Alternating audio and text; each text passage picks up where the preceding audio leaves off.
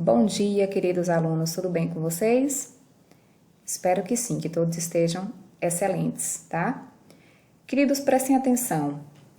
A nossa conversa, a nossa aula de hoje vai ser sobre o assunto relações lógico-semânticas.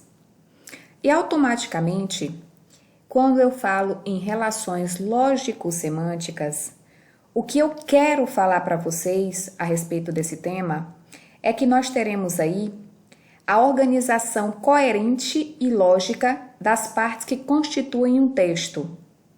E é lógico que para que haja essa organização coerente, nós precisamos conectar essas duas partes, né? Nós precisamos deixar com que o texto ele torne-se lógico e estabeleça o sentido adequado. Daí, então, surge o que nós vamos chamar de relações lógico-semânticas. O que seriam essas relações? Como é que nós poderíamos conceituar a relação lógico-semântica? É bem simples. Vai ser a organização, como eu falei agora há pouco, coerente e lógica das partes que constituem um texto. E vai ser essencial para a produção de sentido. Como eu falei para vocês em outras oportunidades, para que o meu texto ele tenha sentido, ele tem que ser coerente, ele tem que seguir uma sequência lógica. E para que ele consiga estabelecer essa sequência lógica, eu preciso trazer o sentido da ideia que eu quero expressar, né? E aí o que acontece? Para conectar as partes que estabelecem as relações lógico-semânticas, eu posso ter uma relação de subordinação ou de coordenação. Quando é que eu vou ter uma relação de subordinação? Quando eu trago orações, períodos ou mesmo enunciados que têm dependência. Como assim? Uma oração, ela depende da outra para estabelecer sentido. Ela depende da outra para ter sentido. Já na coordenação é diferente. Uma oração ela não vai depender da outra para ter sentido, elas são independentes. Uma só tem sentido e a outra só tem sentido. Por isso que nós vamos ter diferentes ideias. Na subordinação tem essa ideia de dependência. E na coordenação nós temos a ideia de independência. Como eu acabei de falar, a organização de palavras ela vai se formar a partir das ideias. E aí, a partir das palavras, eu formo as orações. E as orações formam os períodos. Vale lembrar que para existir uma oração, eu tenho que ter verbo ou locução verbal. De acordo com o número de verbos, eu terei o número de orações. Ou seja, se eu tiver um verbo, eu tenho uma oração. Se eu tiver 3 verbos, eu tenho 3 orações. Se eu tiver 5 verbos, eu tenho 5 orações. E se eu não tiver nenhum verbo, eu não terei nenhuma oração, eu terei uma frase nominal, tá? Só que para formar tudo isso, para juntar palavras, orações e períodos, eu tenho que estabelecer uma união coerente e lógica. E a partir dessa coerência, eu vou construir um sentido para quem for ler meu texto, certo?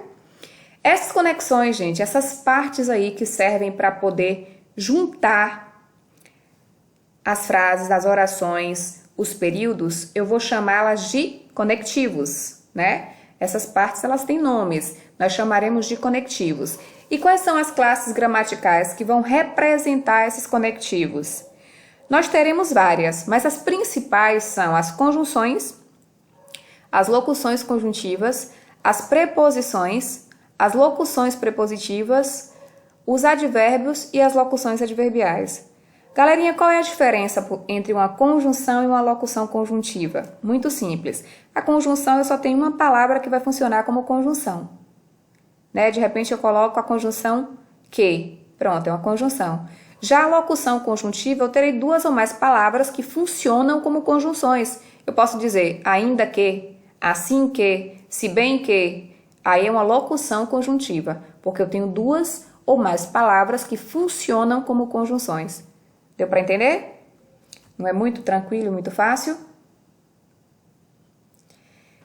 Na subordinação, gente, as principais relações lógico-semânticas estabelecidas entre enunciados desses conteúdos dependentes são relações de quê? De causalidade, de finalidade, de concessão, de complementação, de condicionalidade, de temporalidade, de modo. Aí você fala assim, como assim, Pro? É muito simples. Eu vou usar, na verdade, na subordinação, conectivos que estabeleçam essas ideias. De causalidade, vai ser a mesma coisa de causa, motivo, razão, né? Então, quais seriam os conectivos que eu vou usar para representar essa ideia? Então, vai depender do contexto que você estiver utilizando, né? Mas algumas palavras já são básicas. Porque, pois, né? Porque, na verdade, vai explicar, vai trazer essa causa, essa razão, esse motivo. Finalidade. Nós podemos, por exemplo, citar a locução conjuntiva a fim de quê? Pronto, dá uma ideia de finalidade. Concessão. Concessão vai ser a ideia oposta, né? Ideia que tenha o sentido oposto. E aí nós vamos lembrar de embora, por exemplo, até porque nós estamos falando de subordinação, de enunciados que dependem um do outro para ter sentido. De condicionalidade, é uma condição, né? Então eu posso dizer se eu for ao cinema, te aviso. Observe que para eu ir ao cinema eu terei que avisar a pessoa, então tem uma condição para acontecer. E aí eu usei o se, que é justamente o elemento, o conectivo que vai trazer essa ideia de condição, tá certo? Temporalidade, é o mesmo que tempo. Eu posso lembrar aí da conjunção quando, né? Se eu disser assim, quando eu for ao cinema, te ligo. Aí dá essa ideia de tempo. Observe que eu terei, na verdade, esse conectivo que vai estabelecer esse sentido de temporalidade, né? E são frases que dependem uma da outra para estabelecer sentido. Por isso que eu estou falando aqui de subordinação. Já na coordenação, nós temos conteúdos que são independentes. Um não depende da outra. Na verdade, uma frase não depende da outra para estabelecer sentido, ou uma oração não depende da outra, ou mesmo um período, porque eles são independentes. Mas ainda assim, eu vou trazer esses conectivos que vão unir esses períodos, essas frases, essas orações. E quais são as principais relações lógico-semânticas desses enunciados independentes? Muito simples. Vamos lembrar aqui das conjunções coordenativas? Pronto, são as mesmas. Nós vamos ter aqui relação de adição, que é quando dá aquela ideia de soma, uma relação de oposição, né, ou de adversidade, relação de alternância, que é a mesma coisa de escolha, quando você pode, quando você tem o poder de escolher, relação de explicação e relação de conclusão, quando você finaliza o raciocínio. E por fim, eu trouxe um exemplo aqui na prática, no período marcado por coordenação, né, que as orações são independentes. Observem bem. Aqui vai estabelecer uma ideia de adição, ou seja, é como se fosse um acréscimo. Uma ideia vem para somar a outra. E aí nós poderíamos usar e, nem, não só, mas também, além de. Observem os dois exemplos aqui, ó. A lua surgiu e as estrelas inundaram o céu de luz. Observe que quando eu falo a lua surgiu e as estrelas inundaram o céu de luz, eu tenho essa ideia de adicionar, de somar. Eu somei uma ideia a outra. Eu somei um raciocínio a outro. E esses conectivos que trazem essa ideia de adição, eles trazem esse propósito. Eles estabelecem esse tipo de relação aí. Olhem o segundo exemplo. Não só fez a tarefa, como também entregou o trabalho. É como se a pessoa tivesse feito duas coisas. Ou seja, eu somei primeiro eu abordei uma coisa e depois eu somei a outra. Observaram como tem essa relação de adição? Eu somo uma coisa a outra. Ele não faz só uma coisa, ele faz duas. E eu mostrei as duas coisas. Por isso que tem essa ideia de adição. Estabelece essa relação de adição. E, mais uma vez, eu falo com vocês.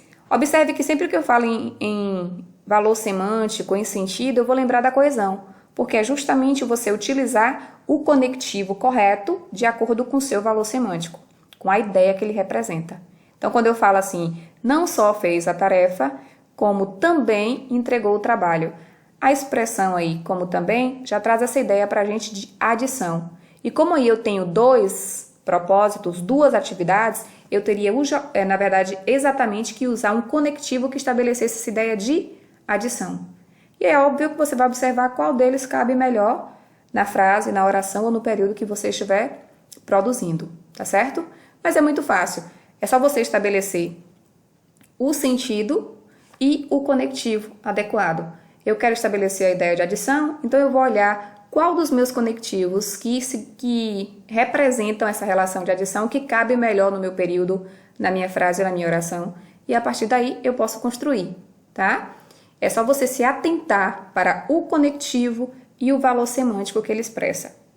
Atentando-se a isso, ficaria tudo perfeito. Nós vamos ficar por aqui hoje, galerinha. Até o próximo encontro, tá? Um beijo, queridos!